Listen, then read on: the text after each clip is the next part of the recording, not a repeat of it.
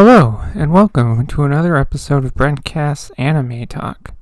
On this episode, I'm going to be talking about three things. I will, of course, be talking about the anime that ran from 2001 to 2002 and consists of 51 episodes, which is Digimon Tamers.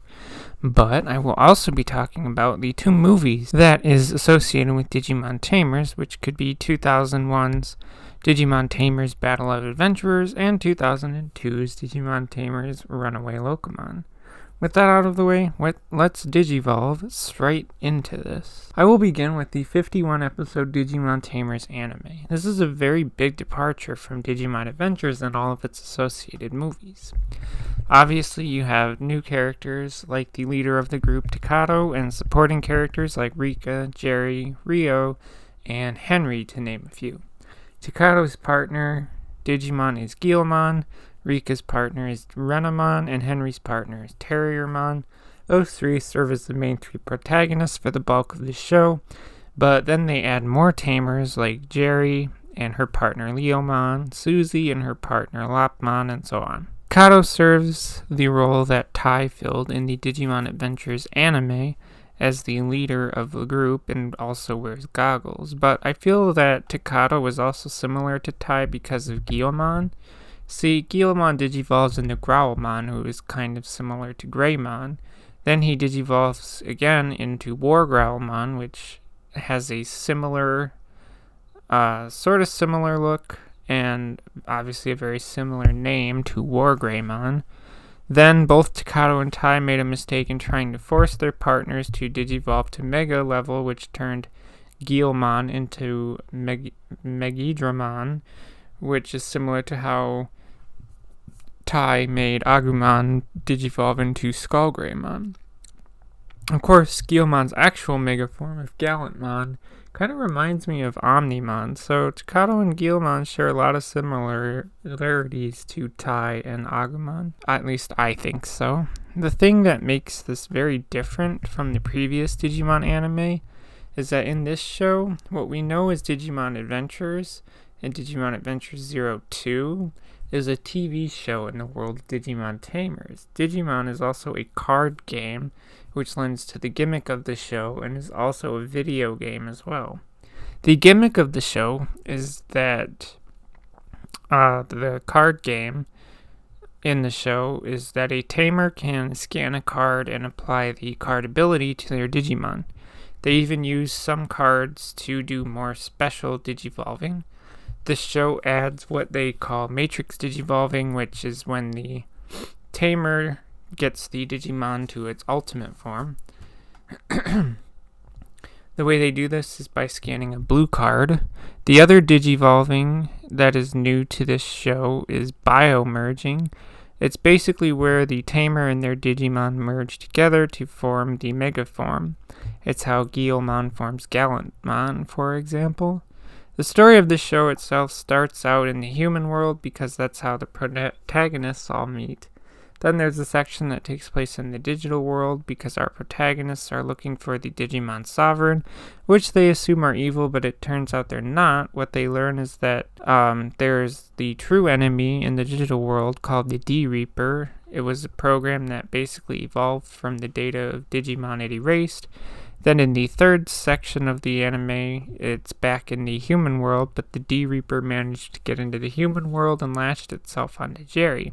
See, throughout the series, they run into a Digimon called Impmon, who tries to be all rough and tough, but deep down just wants to fit in. Impmon hits an all-time low, makes a deal with the Digimon Sovereign to kill our protagonist as long as Impmon can digivolve. He takes the deal and gets to be Beelzemon, who looks super fucking cool. Beelzemon catches up with our protagonist while they're in the digital world, and they fight. Ultimately, Beelzemon ends up killing Leomon, which is Jerry's partner Digimon, which sends Jerry spiraling into a deep depression. So when they come back to the human world, and the D-Reaper attaches itself to Jerry because of her depression. Now obviously our tamers saved the day, but I'm not a fan of how this anime ended. It basically ends with all the kids being okay, but their Digimon have to go back to the digital world because of something that they used to defeat the D-Reaper doesn't allow the Digimon to stay in the human world.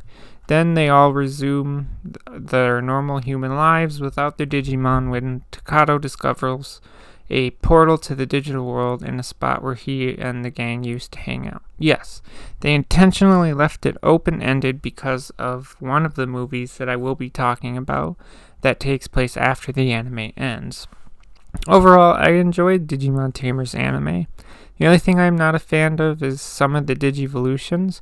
Terriermon is a big one because Terriermon itself resembles a bunny. It keeps that resemblance in the form of Gargomon, but for whatever reason, Rapidmon still resembles a bunny, but when they went for the Mega form, when they biomerge, things get really weird because Mega Gargomon resembles more of a dog than a bunny.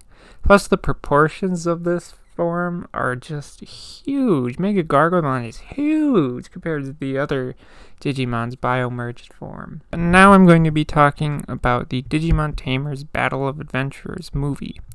I'll be honest and upfront and say I didn't like this movie very much at all. I think that chronologically this movie takes place after episode... I don't really remember. I want to say it's in the episode 16 to 18 range, but it could be the episode 20 to 22 range. I'm not really sure. I can't find a solid lead on that. Anyway, if you ask me, the only point of this movie was to introduce us to the character of Kai, who is Takato's cousin that lives in Okinawa.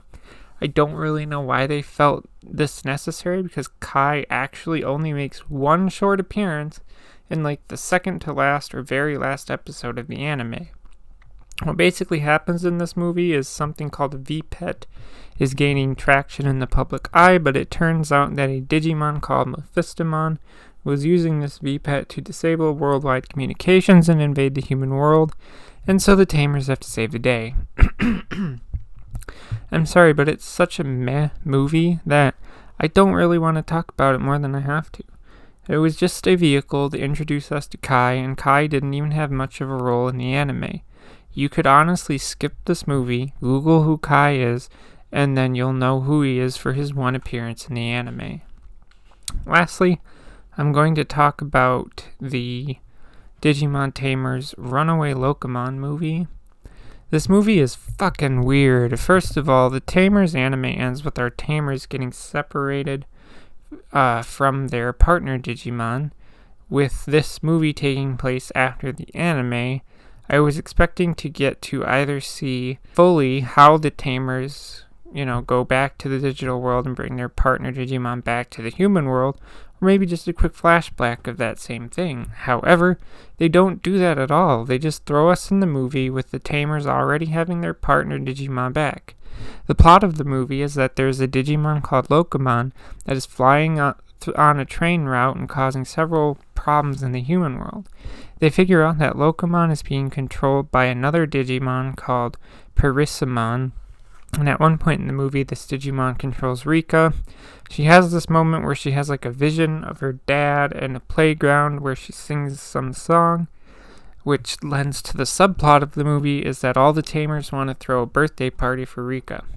This leads into the horrible way this 28-minute movie ends. They throw the party, and one of the Tamers asks Rika to sing, and so she gets up, decides to just go outside her house to watch the sunset, and sings the last line of the song that she sung while being controlled earlier in the movie, and then the movie just suddenly ends.